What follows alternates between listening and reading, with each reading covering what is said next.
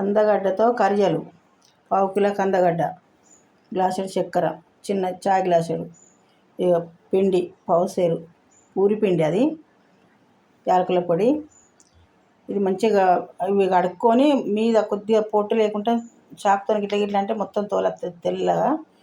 అప్పుడు వీటిని తోలు మొత్తం గిట్ల గిట్ల అనుకొని ఉడకబెట్టుకోవాలి మంచిగా మీద గిట్ల, అంటే మొత్తం తెల్లగా అవుతుంది.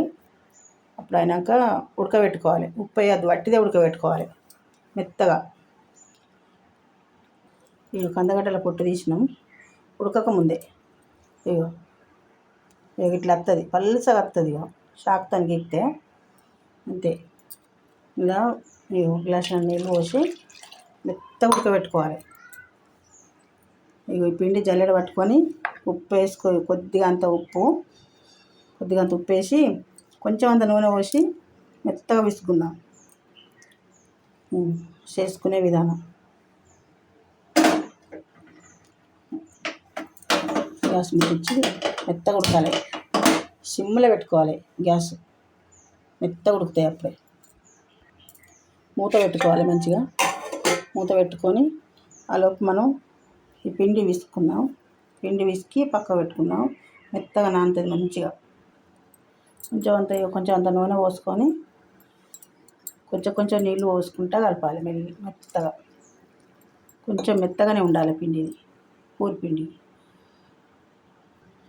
ఇక పిండి ఇట్లా ఉండాలి, పూరి పిండి విసుకున్నట్టు మెత్తగా. ఇలా ఉప్పు ఎందుకు వేసిర్రు, తీయటియే కదా అనుకోకుర్రి, ఉప్పు వేస్తే మంచి టేస్ట్ ఉంటాయి తింటా అంటే. ఇప్పుడు ఇక మూత పెట్టుకోవాలి, మూత పెట్టుకొని మంచిగా నానుతుంది. కందగడ్డలు ఉడికినాయి లేదు చూద్దాం. ఇక ఇట్లా షాకు పెడితే ఇట్లా పోవాలి మెత్తగా. అప్పుడు మనం తెచ్చి పక్కన పెట్టుకొని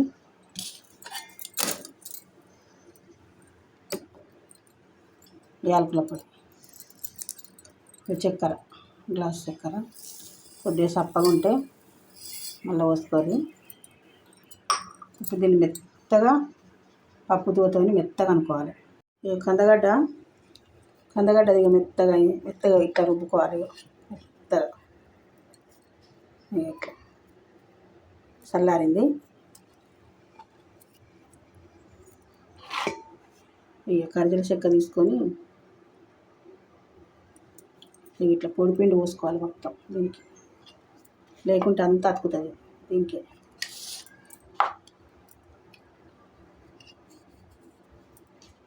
మొత్తం పోసుకొని దులపాలి.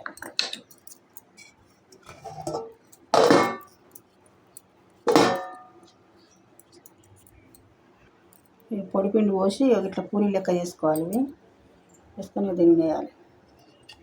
కర్రీల చెక్క వినేసి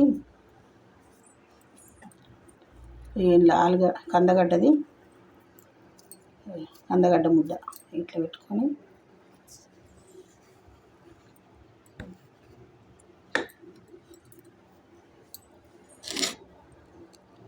ఇట్లా వత్తాలి గట్టిగా వత్తి ఈ చుట్టుపక్కల ఇట్లా తీయాలి మొత్తం.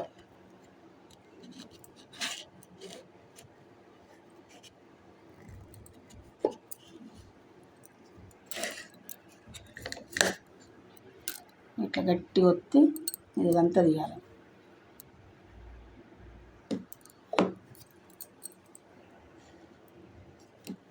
ఇట్లా వస్తుంది.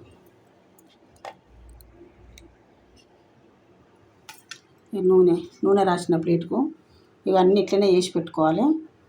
లాస్ట్కి కాల్చుకోవాలి. ఇక మొత్తం ఇట్లా చేసి పెట్టుకోవాలి. చేసి పెట్టుకొని ఇక నూనె పోసుకోవాలి. స్టవ్ ముట్టించుకొని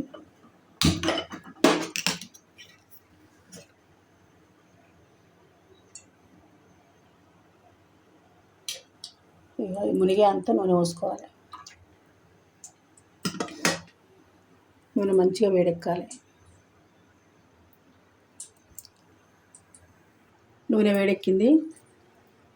ఒక్కొక్కటి తీసుకుంటా ఇట్లా మెల్లగా వేసుకోవాలి. ఒక్కొక్కటి తీసుకుంటా కొంచెం వాడినాక మళ్ళీ పొయ్యి తీసుకోవాలి. మంచిగా వండుతాయి పూరీ లెక్క. కందగడ్డ కరిజలు మంచిగా వంగినాయి.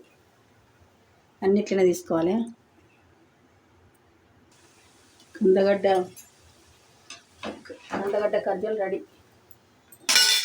Stove on.